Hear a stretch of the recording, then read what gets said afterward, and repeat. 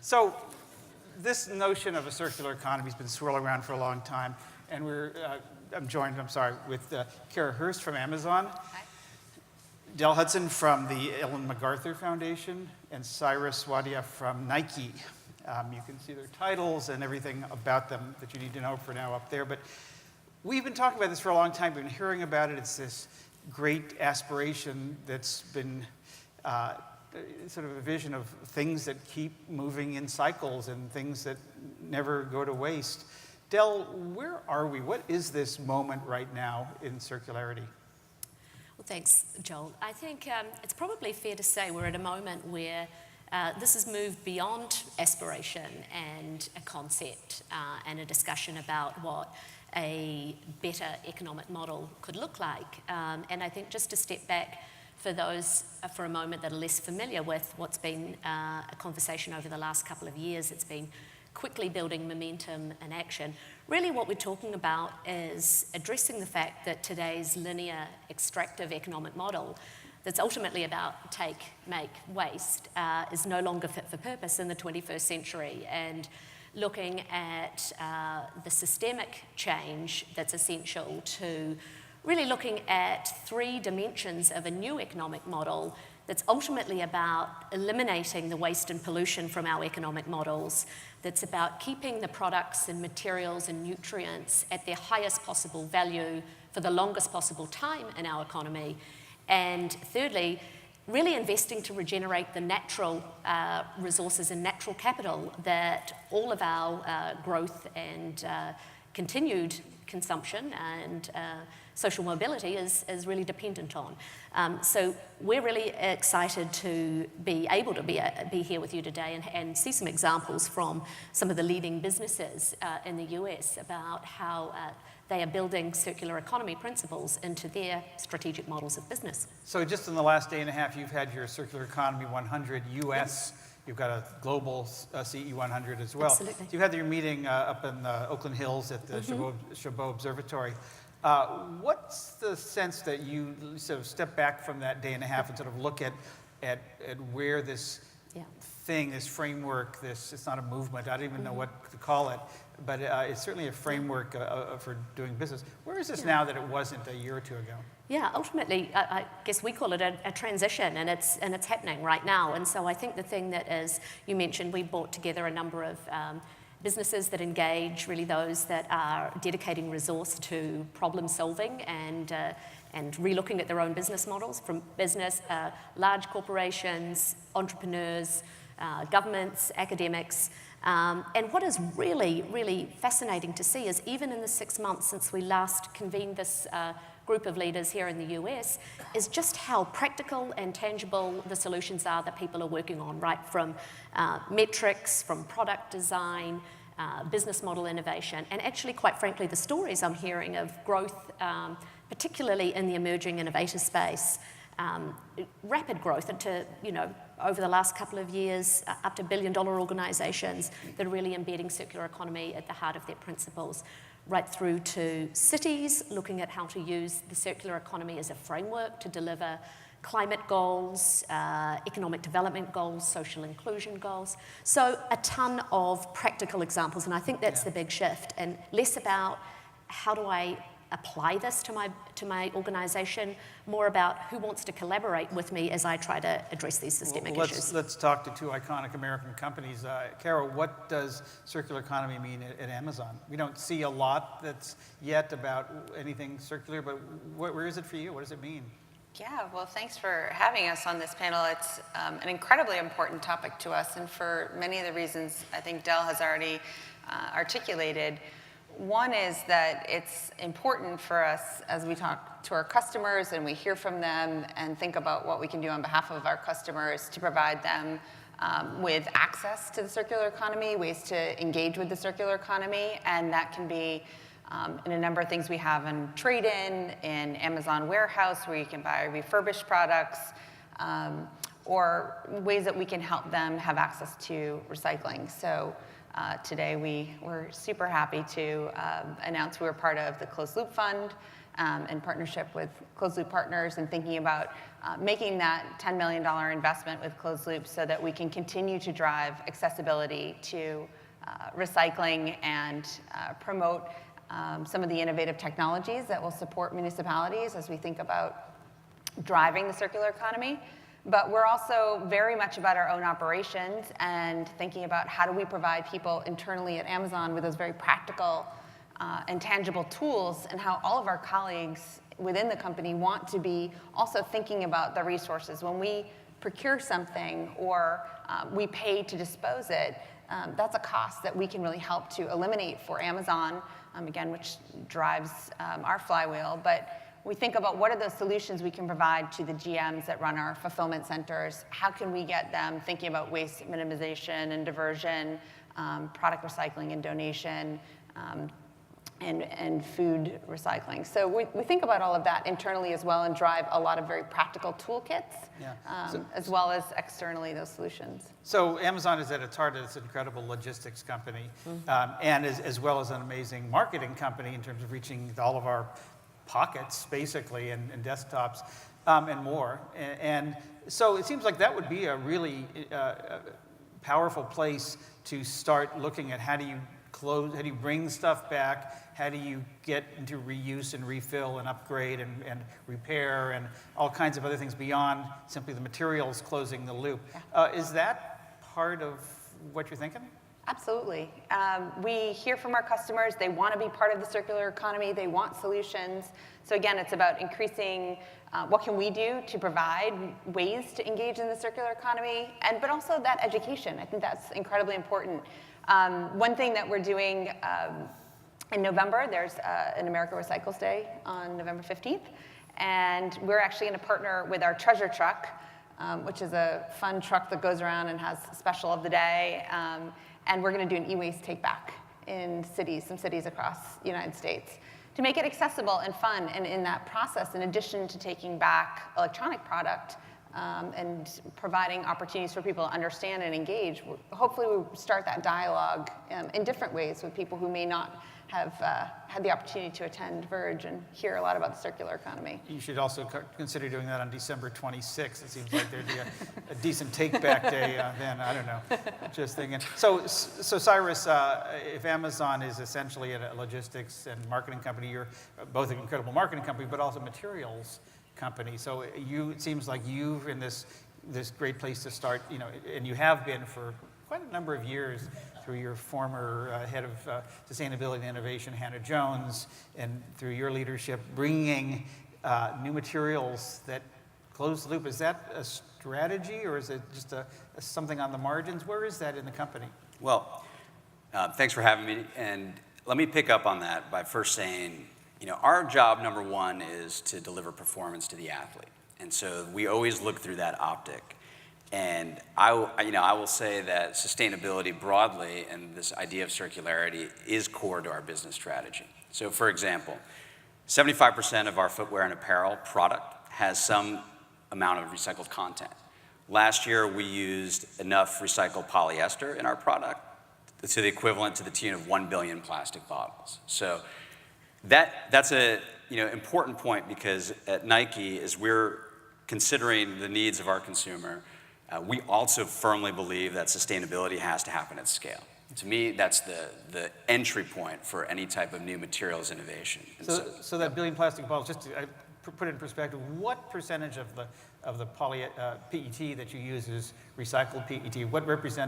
What does that billion bottle equivalent represent for you? I mean, look, we live in polyester, leather, cotton, so we use a ton of these materials, and while I don't have a specific percentage for you, I'd say that our objective is to continue to drive a strategy of more recycled polyester to the extent that the ecosystems externally can support it. 5%, 50%, 80%? Can you give us a range? Yeah, so I believe it's greater than 5%, but I don't have the exact number. Greater than 5%. Right. Okay. So, but can I just pick up on that, though, and Sure. talk a little bit about sustainable innovation? Because what gets me really excited about circularity is that, I look at this as a real driver of growth for the company.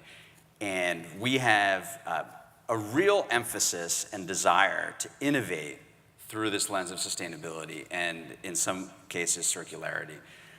One thing that we just closed on that I wanted to say a few words about is what we call the Circular Innovation Challenge. And this is one where we said, look, we've got all this waste out there, post-consumer, pre-consumer. We want to figure out, can we do better things with this? Is there a marketplace that we can start kind of creating around waste? And so we issued a challenge to the world. And basically it was a simple question, which is, here's our waste. Can you do something with it? Send us your ideas. We were blown away by the reception. We got over 600 credible proposals across 60 different countries. And what that signaled to me is that there is a really healthy solver network out there that's ready and on the sidelines to work on these types of problems. And just yesterday, we announced the winners, and I encourage everybody in this room, take a look. The 5 winners are really exciting product concepts, from yoga blocks to other things. But one of the less sexy parts of the program was also around this idea of post-consumer waste, where the question was, can we actually make our post-consumer waste look more like pre-consumer waste, because we know that there are channels through which we can drive that. And this is just the start in terms of how we activate these solver networks externally to bring new ideas into Nike, and then using the power of our brand and our platform to drive those innovations to scale. Yeah. Jill? I just think, just to build on that, and these are incredible examples, I think, of what's happening, in the recycling, innovation, and the materials looping space. I think it's fair to say that there is a renaissance in the conversation around the recycling commercial opportunity and the infrastructure needs there, in part borne out by some regulatory shifts from China in particular, in terms of taking other markets' waste.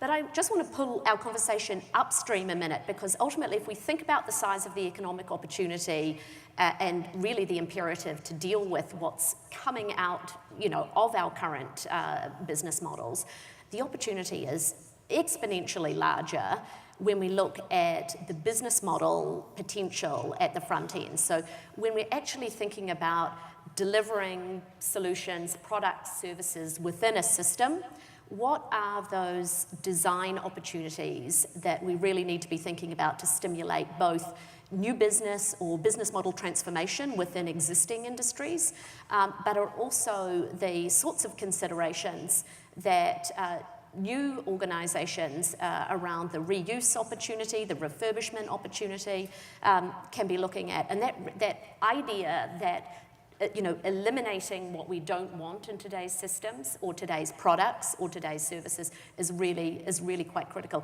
And I think this is where, part of this discussion we were going to have is the US embracing that innovation opportunity in the way that other markets appear to be going after it. And I think that we're seeing some signals. I would even say the Department of Energy sort of re-releasing funding to the tune of $70 million to Remade Institute, looking at the manufacturing opportunity through this lens, is a really good example that this innovation upstream opportunity is massive. Kara, nodding a lot in agreement that this is a lot of partnerships, a lot of external innovations. Where are you looking for those kind of solutions? Yeah, I think we are equally getting a lot of good ideas. We just launched an Alexa Skills Challenge around sustainability and community engagement, and more to come on that, but we'll have a lot of skills that people can develop and engage with. And so also thinking about different ways to bring more people into this conversation. But we know in packaging, for example, we have the opportunity to innovate, and we've been driving out a lot of packaging waste over the last few years, thinking about how do we ship things without overboxing them. But also we developed a fully curbside recyclable mailer that we can now put product in. So trying to think about materials innovation, I think to your point, what product can become a service. We have a textbook rentals business. And then thinking about, again, how do we get out and use our communication and our engagement with all of our customers who are interested in this to continue that conversation and learn new things that we hadn't thought of ourselves. So what are you guys learning about what it takes to drive circular models? Because there's so many different pinch points along the way. So there's, you can use all the recycled PET you want, but if there's not a global supply for your factories all over the world to readily bring it in, that's a problem. If there's not consumer uptake, or there's not consumer acceptance or joy, hopefully, from these new kinds of experiences and solutions, that's going to be a challenge, and many others. What are you learning? Let's start with you, Cyrus, along the way in terms of what's working or what's surprising you that it's harder than you thought? Well, what surprises me time to time is that I live in a company that delivers 1 billion units of product a year, and so just by virtue of the scale of what we're doing with materials, we have a heavy demand, and sometimes the ecosystems in different geographies aren't yet equipped to do that. And I know the Ellen MacArthur Foundation is focusing in a little bit on that, and we're happy to be a global parther side by side with them to drive that. So you're talking about the supply side of the materials that you want to use. But let me say one other thing. So there's two bookends. There's the supply side, but I want to come back to the sustainable innovation. The materials innovation space, we believe in this idea of no compromise. We need materials that are better for the planet as well as better for our athlete. And there's a lot of creative people out there who can drive solutions in that space, material scientists, chemists, et cetera. And what has surprised me a little bit is we have not yet activated or really even scratched the surface of activating those communities to work on those problems. Mm-hmm. So there's a lot of we're just really scratching the surface of who's engaged and bringing more people engaged. Del, what do you, I know Ellen MacArthur Foundation is all about what we're learning and propagating that amongst hundreds of companies. Are there a couple things that really pop up to the top? Well, I think you were asking a little bit about what it's going to take or what's happening to achieve change at scale, and I think that's critical. I mentioned there's a ton of innovation happening looking at circular economy principles, but ultimately fragmented small initiatives don't add up to system level change and ultimately a different sort of economy that we're looking for. I think one of the really interesting experiences we've had over the last few years is through the lens of plastics and packaging, and looking at really quantifying the size of the opportunity around plastics, choosing a single material stream really as a demonstrator that you've got to start somewhere as an intervention point, and really seeing the unprecedented level of collaboration across close to 50 organizations, around 15 of the world's leading brands, including a number of US ones, country-level commitments to, looking at really designing or agreeing standards above which we can innovate so that plastics don't become waste. And ultimately, that's the only way that we can achieve the sort of change at a systemic level and at scale. But as Cyrus mentioned, ultimately what organizations and industries can do is really send that demand signal, so that collaboration, that the shift is something that the leading organizations are wanting to participate in, and sending that signal to the range of players across their value chains that innovate on their behalf is really, I think, quite critical. Collaborations, partnerships, systems thinking, it's just going to be theme, it's going to be session, speaker after speaker. I think in addition to that, policy engagement, and you've both touched on that, but finding ways in which we can have conversations with policymakers, bringing in the customer voice.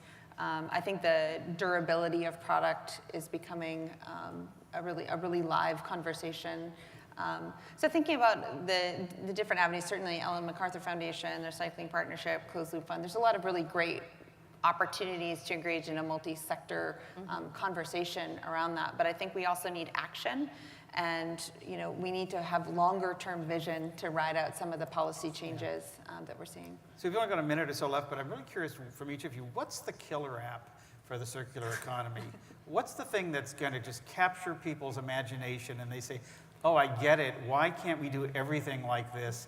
And it just starts that virtuous cycle, that snowball. Is it going to be a ocean plastics running shoe or some? But what is it going to be? It doesn't have to be one of your products. It could be anybody's. But what's the killer app? Anybody? I think for us, it's trying to get information into people's hands quickly. people want to do the right thing, and they want to know what to do either with the waste or the product or the item that they have. What's the next best use of it? Maybe when can I get the highest value for this product? Give me information so that I can make good decisions. And so something around what that looks like is really interesting to us. Del? And I'm going to cheat and say, if only it were that simple. I think really it's actually broadening our thinking as we innovate, really to think about, rather than what does this do now and being blinkered to what's happening at either side of that, it really is how do we eliminate, how do we circulate, how do we regenerate when we're thinking about product, service, business model innovation. Okay. Did you get it with killer app yet? Well, I think in our space, I'm going to zig a little bit where we're zagging, and that is, I think the killer app is actually that which is invisible, meaning if we're asking our consumers to make a choice between X and Y, and Y is something circular or sustainable, then I think we've missed it. What we need to be doing is really embedding the core principles of the circularity and all sustainability attributes in high-performing product. And I don't care if you're Nike or Apple or any other big brand or Amazon, if you can figure that out, then you're really onto something. Yeah, so we're not creating the circular product, it's just how the we do product. things. Yeah. Yep. Well, lots and lots more on the circular economy over the next 3 days, but at least you got us going, maybe in circles, but please join me in thanking this panel. Thank you. We're excited. Thanks so much.